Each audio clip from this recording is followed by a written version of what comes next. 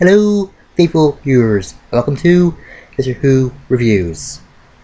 Today marks the 10th anniversary of the revived Doctor Who season. I can't believe it's 10 years since it came back. It feels so short, but it seems so long. And to mark the occasion, I thought I'll review one of my favourite episodes from the first season, Dalek. Those of you that don't know, the Daleks are the Doctor's greatest enemy. They are the ultimate racist machines, or just beings, and they resemble outer space pepper pot looking Nazis. Yeah, get your head around that. Outer space pepper pot looking Nazis. Anyway, the episode begins in a museum which has alien artifacts, stuff from the Broadwell Space Center, a stuffed Sylvian arm, and for a fanfare, an old Simon head. I don't know if that's one from the 80s or late 70s, but still cool to see. And this is owned by a guy named Van Staten, or Henry Van Staten. Yeah, I can't really say the name right. He does a lot of stuff, or just owns a lot of stuff. Like when he gets very rich, like he owns the internet somehow, and he can just like what's the word? Replace the present whenever he wants, and wipe people's minds. Well, you get people wipe people's minds, but how can you replace a present without voting? That just seems stupid. And yes, he owns a living alien in a cage. And I bet you're thinking, it's a Yeti. No, it's called Dalek. Why did it call the episode Dalek? It just doesn't leave some like a surprise. You could have called it a War Wounds or an old not old enemy. Still sounds bad. What else? Yeah, I think War Wounds would have been a bit better or something. Something with the time warp, for peace sake. Ugh. Anyway, when you first see Van Starn, he's a typical Bond. Then goes out the cat. He's smug, greedy, and he says that he wanted to reach for the stars. But as the Doctor said, he just plucked the stars down from the ground and put labels on them. And he's the king of his own world. And he has many assistants. One, Adam, with Rose crushes on, like she crushes on a lot of guys like ever attention.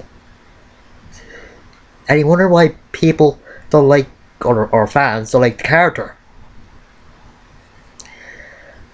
And when Chris Aston, or the Doctor, sees the Dalek, he just gets so afraid. But he's laughing afterwards when it turns out that Dalek can't even foreign. Cause what use of the Dalek if he can't kill? It's like, what's the use of a painter if you can't paint? Or a burglar when you don't have any burgling tools? It makes no sense. There are some great scenes, especially the scenes between the Doctor and the Dalek.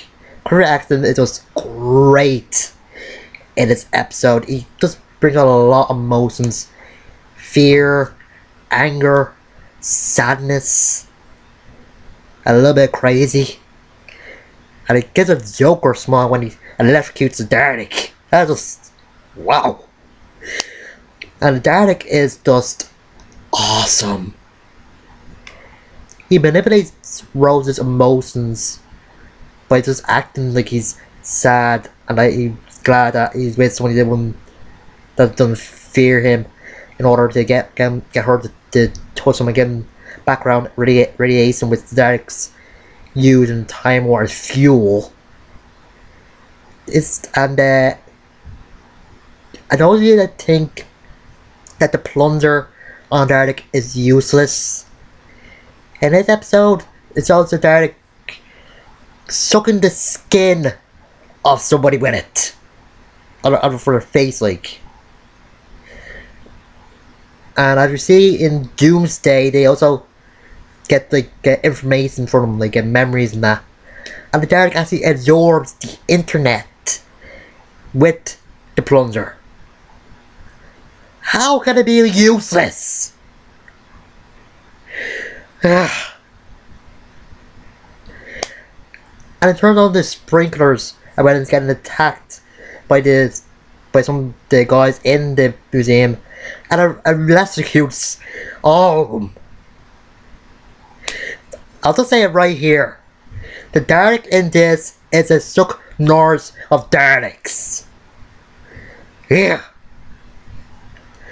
I know a lot of people said that, but it's true. It is the suck Norse of Daleks.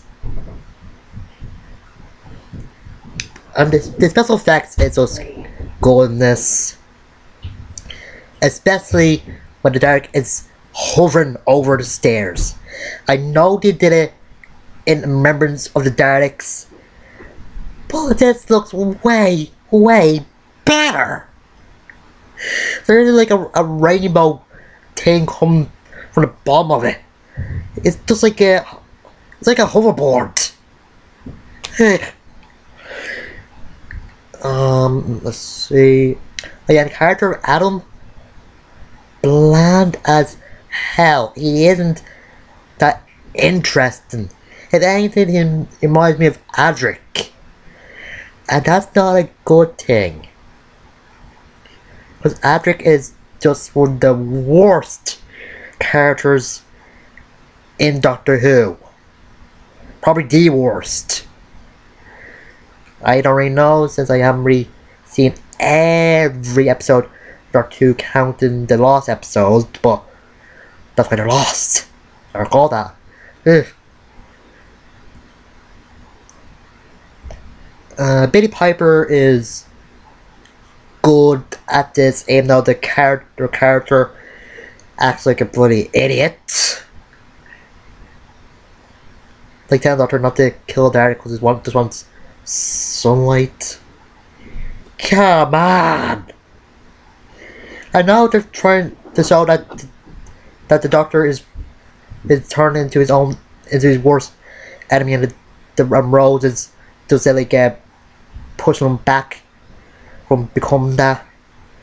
But come on, this Dalek killed hundreds of people in this place. He's gonna die. Ugh.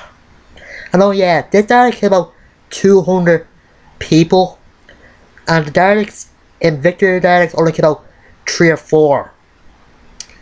So, how is the other Daleks impure?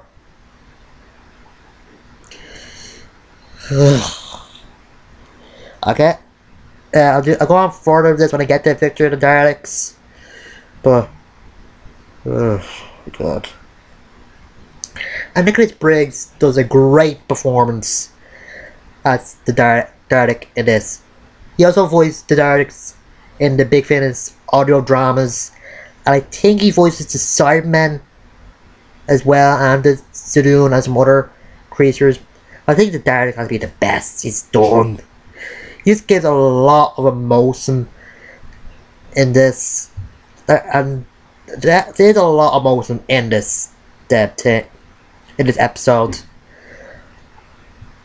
And I think another part of the episode is the Doctor having therapy with the Time War, like just trying to get over it a little bit.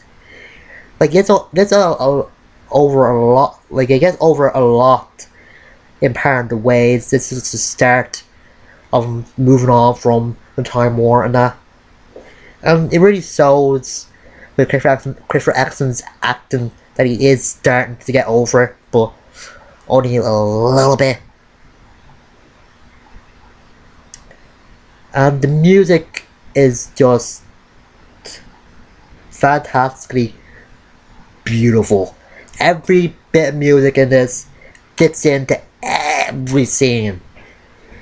Doesn't matter. It's just a. I'm trying to think of a word here. Like when it fits in with the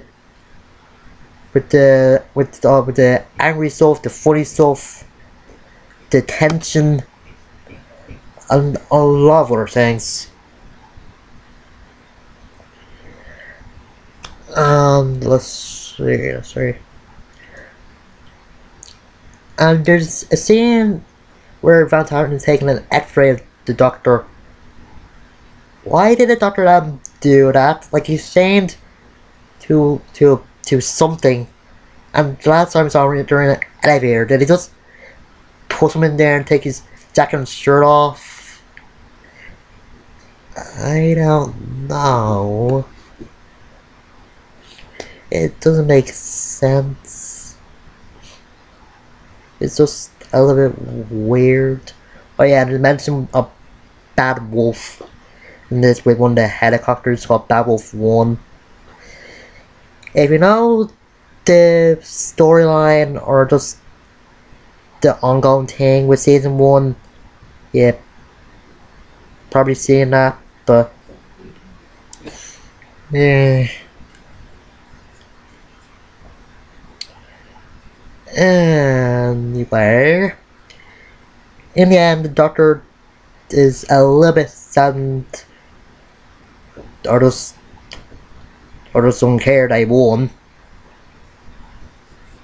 and he drops the line saying that he would actually know that there's a Time Lord around, like just instinctively, or in the end of time, just spat him out like a bloodhound. But he didn't really sense anything. And he, Rose, and for some reason Adam fly off to somewhere else, while the museum is getting put into concrete. They could at least let some of the alien tech go, or just destroy it before putting in concrete. I give it a 9 out of 10. And hopefully next 10 years there'll be more good Doctor Who episodes. And oh yeah, and there's the part here where the Doctor is talking to the Dalek while the sprinklers are going. Way better than the end of Into the Dalek. I'm not saying that Peter Capaldi is a bad actor, but Christopher Eccleston just gives his everything when he's talking to the Dalek in this. When he's talking calm, when he's angry, he just gives 100% in everything in this episode.